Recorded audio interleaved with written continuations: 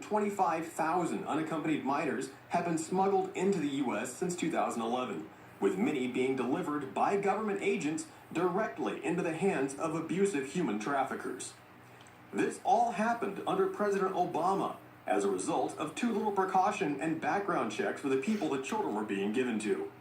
It's exactly the situation President Trump is trying to avoid, but liberals and the media would rather see children end up as slaves than give Trump any credit. And Nancy Pelosi, who defended President Obama's immigration policies, is now calling President Trump's actions a form of child abuse. Apparently, Pelosi doesn't consider giving children to actual human traffickers or allowing them to be molested child abuse, as long as it's done by a Democrat. Wow. Children do not belong in an immigration jail. That's just the way it is. Or in detention on military bases is what they have in mind. That's interesting, because in 2013 and 14, that's exactly where President Obama put them, at Lackland Air Force Base in Texas. Obama prosecuted over 500,000 illegal aliens, and President Bush did the same thing. This isn't something new. Many of the prosecutions carried out under Obama separated families or placed children in the care of child molesters. Where was the liberal outcry then? Adding fuel to the fire are demands that everyone at the border should be allowed to cross and become citizens. But what many fail to understand is that the vast majority of migrants, especially from Mexico, simply end up on welfare and are not contributing members of society. That's according to the government's own data.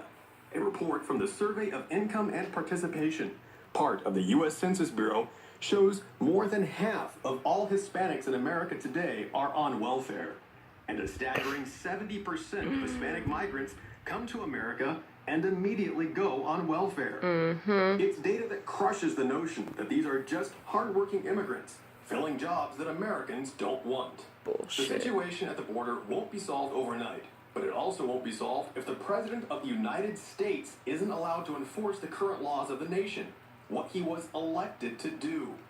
President Trump's zero-tolerance policy is aimed at protecting Americans, and even immigrants and their children, and preventing illegal aliens and human traffickers from wandering into the U.S. freely.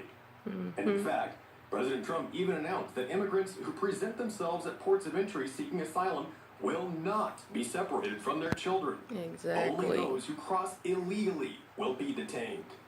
Mexico has some of the highest murder and drug crime in the world, with over 200,000 people killed since a war on drug cartels was announced in 2007. This is crime that drug cartels would gladly bring to America if border laws are not enforced. If the Hollywood elite and liberals like Nancy Pelosi and Chuck Schumer truly wanted to protect the children, then enforcing the border and preventing these criminals from entering America is the best place to start.